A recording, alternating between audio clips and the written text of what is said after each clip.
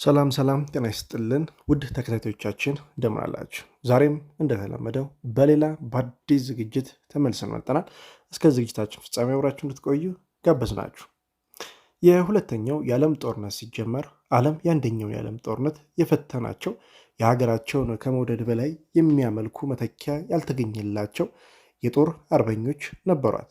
የእንግሊዝ ፊደል ማርሻል ሞንትጎሚር፣ የጀርመኑ ፊደል ማርሻል ሮሜል፣ የጃፓኑ ጄኔራል ዩማማቶ፣ የአሜሪካው ጄኔራል ማካርተር የመሳሰሉ የተደነቀ ጀግንነት ያሳዩ ልጆች ነበሯት።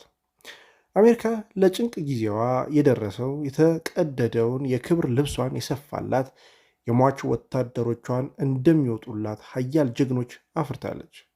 ከእነሱም ውስጥ ጄኔራል ዳግላስ አርተር ማካርተር አንደኛው ነው። ጄኔራል ዳግላስ አርተር ማካርተር በአንደኛውም በሁለተኛውም ጦርነት በአዛዥነት ተሳትፎ የኮሪያንም ዘመቻ የመራ አዛዥ ነው። የአሜሪካ ቄሳር ይሉታል። የደሴቶች ሁዞን ይሉታል። ፊሊፒሶች ደግሞ ቸኮሌቱ ጄኔራል ይሉታል። ጄኔራል ማካርተር የበዛ የሙገሳ ስም ነበረው። ዳግላስ ማካርተር የወታደር ልጅ ነው።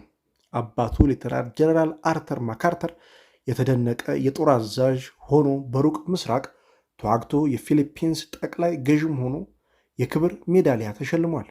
ልጁም ዳግላስ በሁለተኛው የዓለም ጦርነት ፊሊፒንስን ለመከላከል በፈጸመው ጀብዱ ከፍ ያለውን የአሜሪካ የክብር ሜዳሊያ አባትና ልጅ ሲሸለሙ በአሜሪካ ታሪክ እስካሁን አርተርና ዳግላስ የመጀመሪያዎቹ ናቸው።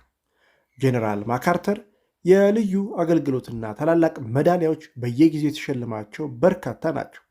የተወለደው አርካንሳስ በሚገኝ የጦር ካምፕ ነው። በኋላ ላይ ስለዚህ ካምፕ ሲናገር እዚህ ቦታ ገና መጽሐፍን ማንበብ ሳልችል መናገር መራመድም ሳልችል ተኩስና ግልቢያ ያወቅኩበት ቦታ ነው ይላል። ጀነራል ማካርተር በዌስት ባንክ ከሚገኘው ጦር አካዳሚ በከፍተኛ ማዕረግ ከተመረቀ በኋላ ደረጃ በደረጃ እየተሻሻለ በክብርና ማዕረግ የመሳሰሉ የወጣ ሀገሩን አገልግሏል። በአንደኛው የዓለም ጦርነት የሬንቦ ክፍለ ጦር መርቶ በፈረንሳይ ተዋግቷል። የጦር አካዳሚው ዳይሬክተርም ሆኗል። በፕሬዚዳንት ሁቨር የስልጣን ዘመን በጀነራልነት ማዕረግ ከፍ ወዳለው የአሜሪካ የጦር ኃይሎች ኢታማዦር ሹመትም ማዕረግ ደርሷል።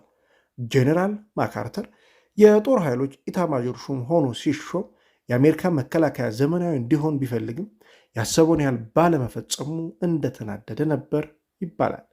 50 የሚሆኑ የጦር መደቦች ይዘጉ ተብሎ የመከላከያ በጀት በመቀነሱ ከፕሬዚዳንት ሩዝቬልት ጋር ገድላ ቀረሽ ንትርክ ፈጥረው ነበር ይባላል። በጀት እንዳይቀነስ ያቀረበው ሀሳብ ውድቅ ሲሆንበት እጅግ አዝኖ የሚቀጥለውን ጦርነት ስንሸነፍ የአሜሪካ ወታደር በጠላት ጫማ ስር ጭቃ ላይ ይወድቅ፣ በጠላት ጫማ ጎሮሮ ተረግጦ ሲሞት ያን ጊዜ ስሜ ማካርተር ሳይሆን ሩዝቬልት ተብዬ እጠራለሁ የሚል የብስጭት ቃል ተናገራችሁ። በመልሱ ያልተደሰቱ ፕሬዚዳንት የአሜሪካን ፕሬዚዳንት እንዲህ ብለህ መናገር አትችልም ብለው ተቆጥተውታል። እንዲያውም ከዛሬ ጀምሮ ኃላፊነቴን ለቅቄያለሁ አላቸው። እሱም አልፈቀዱለትም። ይልቁን ማካርተር ብስጭቱ ስላሳየበት ከዋይት ሃውስ በረንዳ ላይ አስመለሰው። ይሁንና ቁጣቸው ደፈረ ብለው ቂም እንዲይዙ አላደረጋቸውም።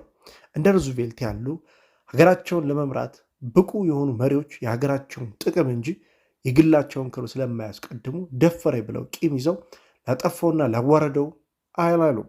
ስለዚህ የማካርተርን ኢታማዦር ሹምነት ጊዜ አራዘሙት። ጀነራል ማካርተር የተናገረው እውነት መሆኑ የሁለተኛው የዓለም ጦርነት ሲቀሰቀስ ተረጋገጠ። ጀነራል ዳግላስ ኢታማዦር ሹምነት ዘመን ሲጨርስ የፊሊፒንስን የጦር ኃይል እንዲያደራጅ እና በዚያው ያለው የአሜሪካ ጦር እንዲመራ ወዲያው ተላከ። የፊሊፒንስ መከላከያ ኃይል በዘመናዊ አቋም አጠናክረው በማካርተር ቅን አገልግሎት የተደሰቱት የፊሊፒንስ ፕሬዚዳንት ማኑዌል ኬንዞን እና መንግስታቸው የፊደል ማርሻልነት ማዕረግ ሰጡት። ይህ ማዕረግ እስከዛሬ ድረስ በፊሊፒንስ ለማንም ተሸላሚ ተሰጥቶ አያውቅም። ማካርተር ቢሆን ከአባቱ ጀምሮ ትዝታንና ውዴታን ለፈጠረችበት ሚላና ልዩ ትኩረት ስለነበረው ወደ አሜሪካ በስራ ዝውውር ሲጠራ የስራ መልቀቂያ ያቀረበ። የጀመርኩትን ስራ ሳልጨርስ ወደ አሜሪካ ልመለስም ብሎ ለፊሊፒንስ ፕሬዚዳንት ሰርጂዮ ኦስሜና አማካሪዎች ሆኖ ተቀጠረ። ግን እንደተመኘው በፊሊፒንስ ብዙ መቆየት አልቻለም። ጃፓን ፊሊፒንስን ወረረች።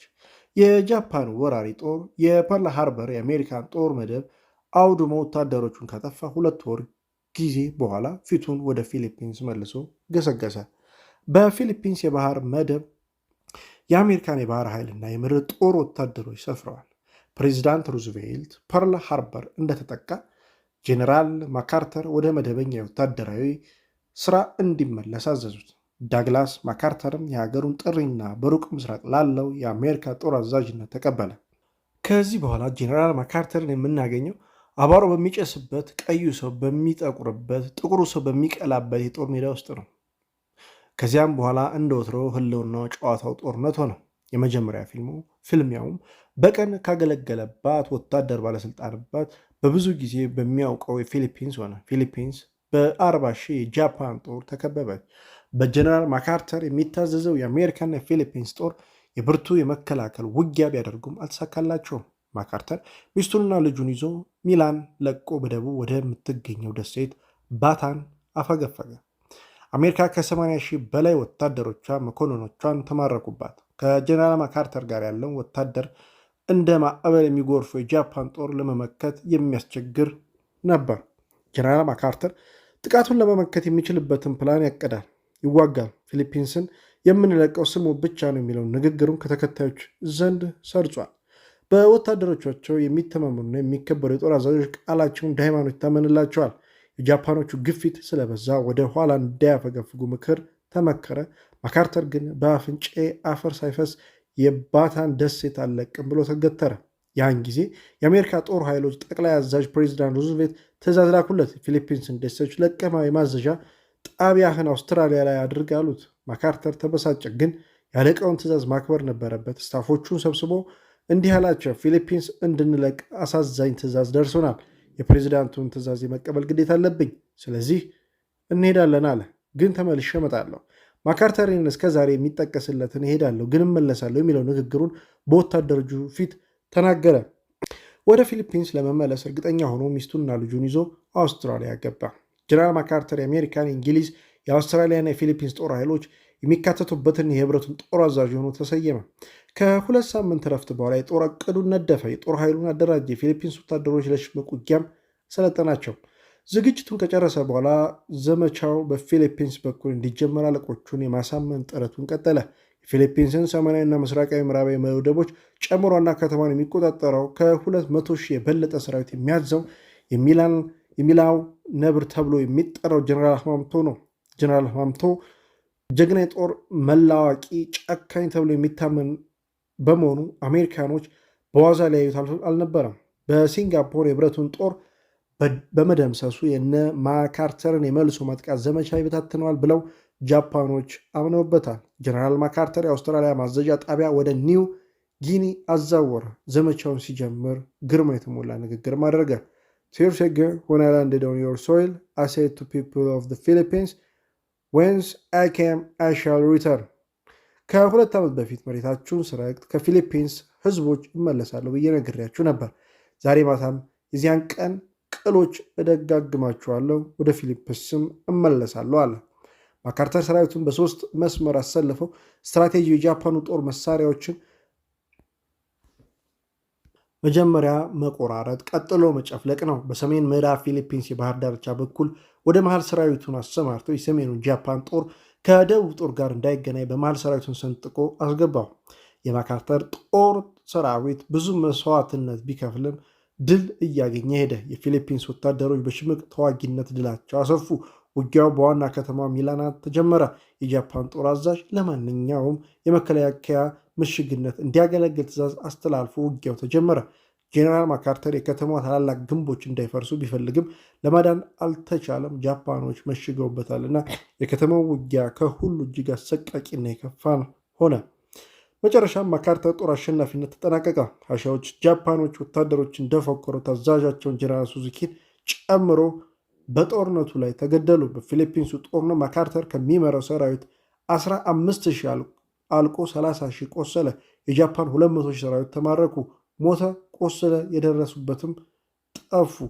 ከድል በኋላ ጀነራል ማካርተር በአሜሪካ ሞግዚትነት ስር በወደቀችው ጃፓን ዋናዋ አስተዳደር አስተዳዳሪ ተብሎ ተሰየመ። ግን ምንም እንኳን የበላይ ነው ቢባልም ለንጉሱ የሚገባውን ክብር አላጓደለም። ለጃፓኖች ፍቅሩን አሳያቸው። ጃፓን በፓርላማ አስተዳደር እንድትተዳደር ንጉሱ በዙፋናቸው በክብር እንዲቀመጡና የአንድነት ምልክታቸው ብቻ እንዲሆኑ በህገ መንግስቱ አጸደቀ። በአብዛኛው በባለ መሬቶች ተይዞ የነበረው መሬት የድሃ ገበሬዎች እንዲከፋፈሉ አደረገ። ከእነዚህ ሁሉ ምክንያቶች ጀነራል ዳግላስ ማካርተር